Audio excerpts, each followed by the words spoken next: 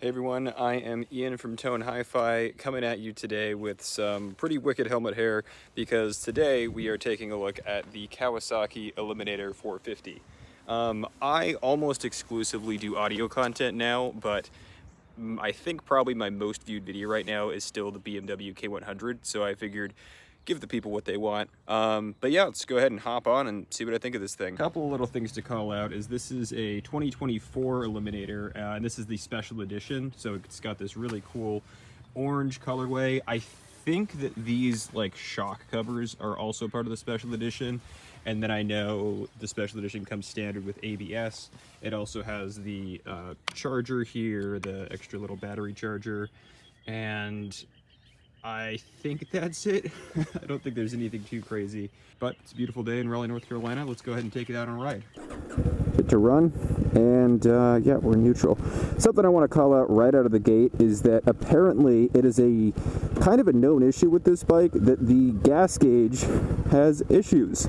David had told me that make sure that there's actually gas in it because the gas gauge is kind of all over the place. And when he took it to the dealership, they said, yeah, that's kind of an issue with these bikes is, the gas gauge will just kind of act up. So it's showing 1 bar now.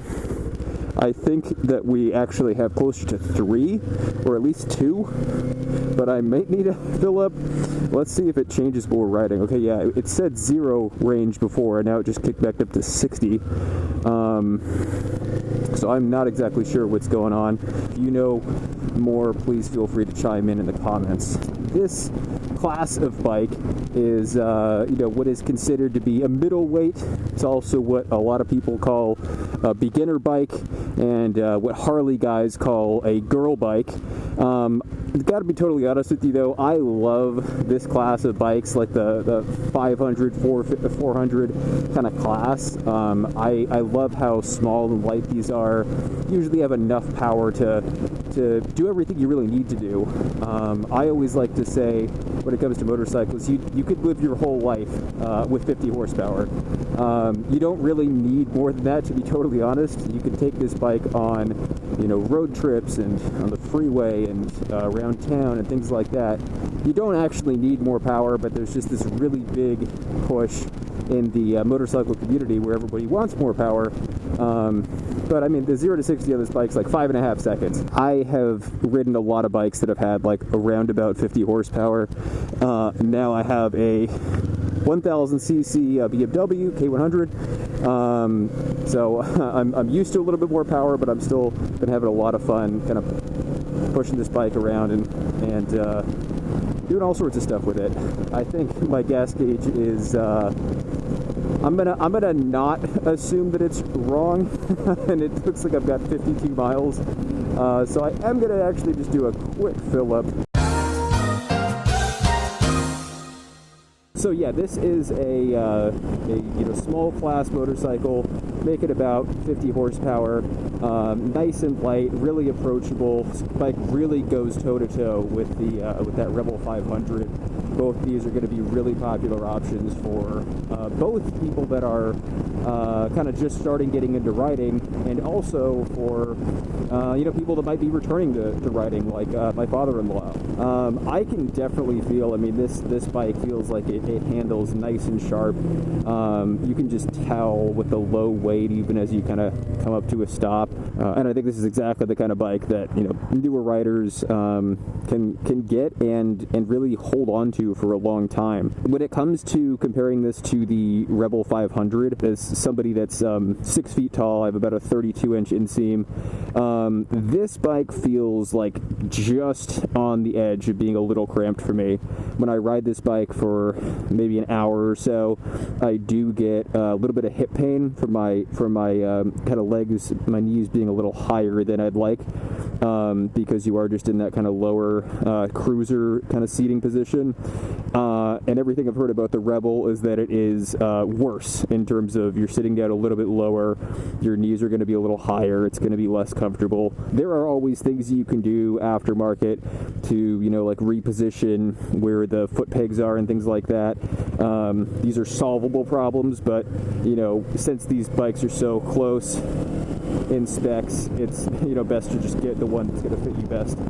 I know a lot of people, I've been there where you're looking, you know, spending all day watching reviews. Honestly, if you're looking at getting a bike, it helps immensely to just go to the dealership and sit on the bike that you're looking at and the other options and just see what actually feels comfortable, because that's something that it's hard to really put a price on it.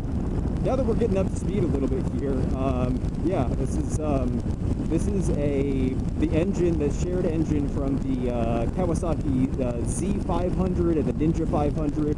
It's an engine that's really happy to rev. I will say that down low, there's really not a lot of torque. If you get on this bike and you short shift it at like, you know, 6,000 or 7,000 RPM, you're probably gonna think like this thing kind of sucks. There's not a lot of power to deal with here. If you're, you know, like David, I mentioned, came from a Sportster. You know, Harleys are very torquey down low, and they redline at, you know, like maybe 6,000 RPMs for most of them.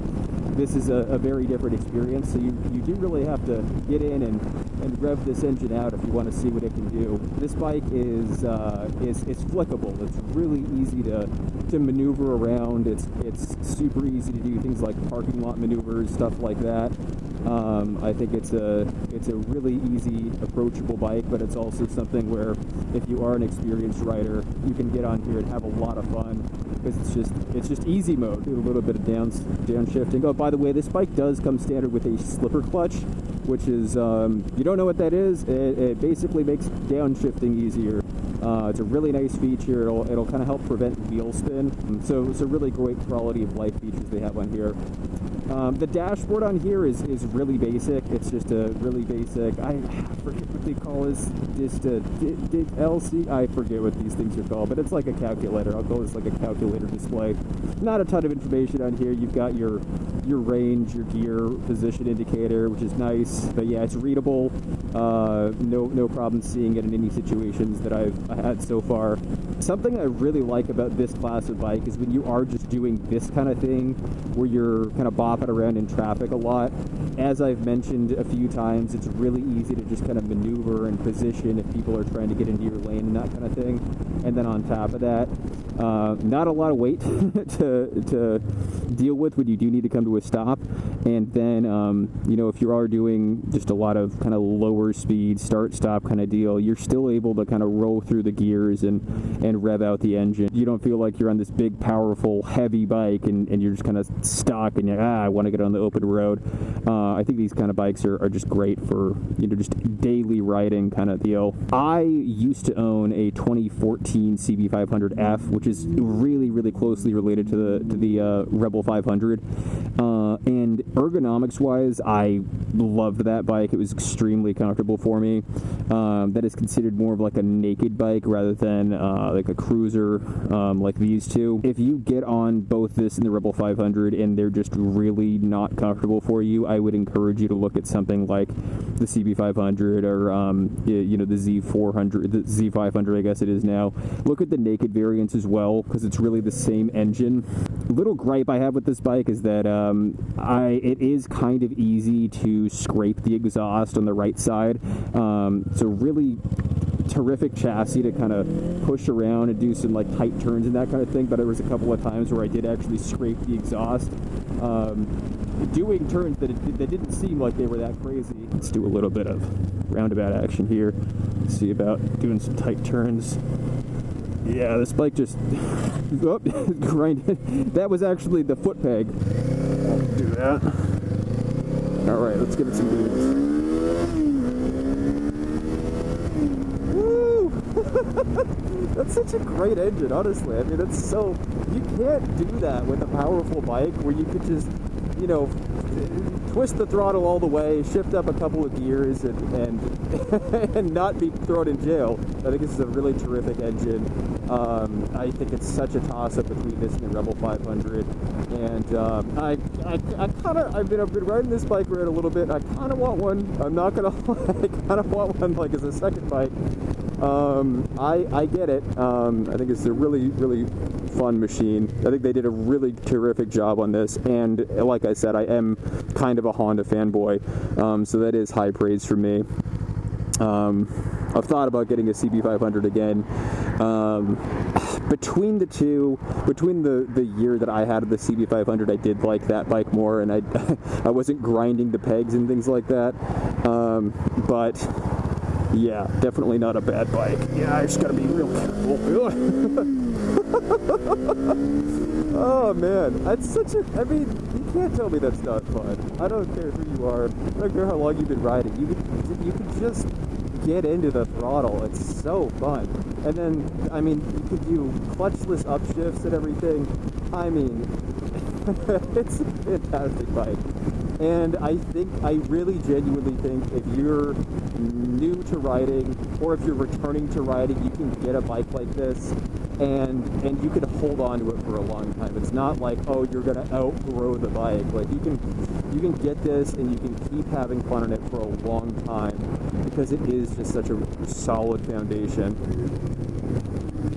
And yeah, it's great. You can find the edges of where the performance is without doing anything crazy, you know. And you can just a low speed zone like that. Just give it some throttle without having to, you know, kick the tire out and that kind of deal. It's just, yeah. All right. Well, I think we've kind of reached the end of usefulness for this video, but yeah, I like this bike more than I expected to. Great choice, David, for picking this guy out. I'll wait for this guy and see what happens, and then I'll see if I can do. Yeah. Okay. This guy just really easing through that turn there, and then really see what I can do there. Yeah, no grinding on that time. Anyways, thank you for watching. I'm Ian from Tone Hi-Fi. I will see you soon. Probably the next video is going to be audio based, but we'll see. Thanks, everyone. And oh, I'm so concerned I'm going to scrape something. That's the one problem. Are bike lift kits a thing? I guess they are. They probably are. I don't know. I'd probably get a CB500F. I'm not gonna lie. If I was gonna get a classic bike, it's just a little taller and it's not as scrapey.